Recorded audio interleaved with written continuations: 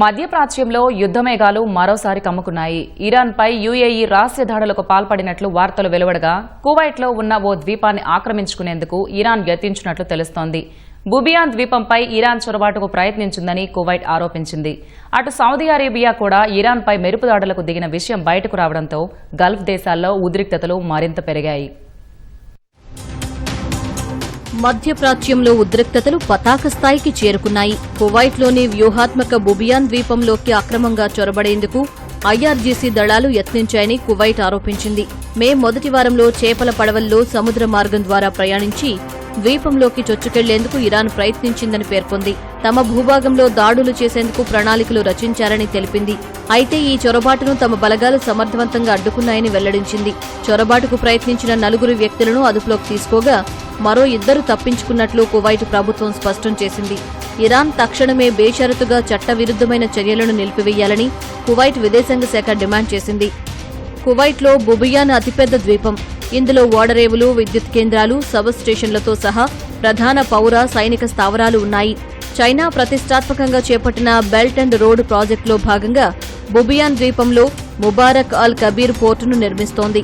China ప్రయోజనాలకు అత్యంత కీలకమైన ఈ ప్రాంతంపై ఇరాన్ కన్నేయడం వెనుక పెద్ద కుట్రే ఉందని నిపుణులు అభిప్రాయపడ్డారు. వాస్తవానికి మే 3న ఈ దాడి గురించి కువైట్ ప్రకటించింది. అయితే ఈ దాడిలో ఇరాన్ ప్రమేయంపై కువైట్ అధికారికంగా నోరు విప్పడం తీవ్ర చర్చనీయాంశమైంది. కువైట్ చేసిన ఆరోపణలను ఇరాన్ ఖండించింది. తమ దళాలు సముద్ర జలాల్లో గస్తీ విధుల్లో ఉన్నారని ఇరాన్ విదేశాంగ మంత్రిత్వ శాఖ పేర్కొంది.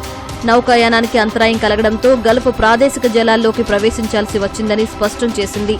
మరోవైపు పశ్చిమాసియా యుద్ధం సమయంలో ఇరాన్ దాడులకు సౌదీ అరేబియా కూడా ప్రతీకార దాడులు చేసినట్లు తెలుస్తోంది. మార్చి నెలాఖరులో సౌదీ అరేబియాపై వైమానిక దళం ఇరాన్పై రహస్య దాడులు నిర్వహించినట్లు అంతర్జాతీయ మీడియా వర్గాలు తెలిపాయి. దీనిపై సౌదీ అరేబియా కానీ ఇరాన్ కానీ ఇప్పటివరకు ఎలాంటి ప్రకటన చేయలేదు. అటు యుఏఈ కూడా ఇరాన్పై దాడులు చేసినట్టు వాల్ స్ట్రీట్ జర్నల్ వెల్లడించింది. ఇరాన్పై యుఏఈ కఠిన వైఖరిని అవలంబిస్తూ ఉండగా సౌదీ అరేబియా మాత్రం దాడులు చేస్తూనే దౌత్యపరమైన మార్గాలను తెరిచి ఉంచింది. ఇరాన్ రాయబారితో నిరంతరం సంప్రదింపులు జరుపుతూ యుద్ధం ముదరకుండా జాగ్రత్త పడింది. సౌదీ హెచ్చరికల ప్రభావం క్షేత్రస్థాయిలో స్పష్టంగా కనిపిస్తోంది. మార్చి చివరి వారంలో సౌదీ అరేబియాపై 100కు పైగా డ్రోన్ దాడులు జరగ్గా ఏప్రిల్ మొదటి వారానికి ఆ సంఖ్య 25కు పడిపోయింది.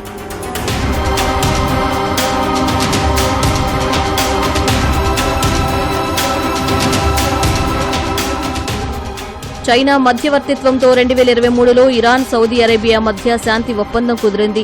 పశ్చిమాసియా యుద్ధం వల్ల ఈ ఒప్పందం ప్రమాదంలో పడినప్పటికీ ప్రతీకార దాడులు, తక్షణ దౌత్యం అనే సూత్రంతో సౌదీ అరేబియా తన ప్రయోజనాలను కాపాడుకుంటోంది. సౌదీ, ఇరాన్ మధ్య ఉద్రిక్తతలు తగ్గుముఖం పట్టినట్లు కనిపిస్తున్నా ఎప్పుడు ఏం జరుగుతుందో అన్న భయాందోళనలు నెలకొన్నాయి. మధ్యప్రాచ్యంలో మారుతున్న ఈ వ్యూహాత్మక సమీకరణాలు భవిష్యత్తు ప్రపంచ రాజకీయాలను ఎలా ప్రభావితం చేస్తాయో వేచి చూడాలి.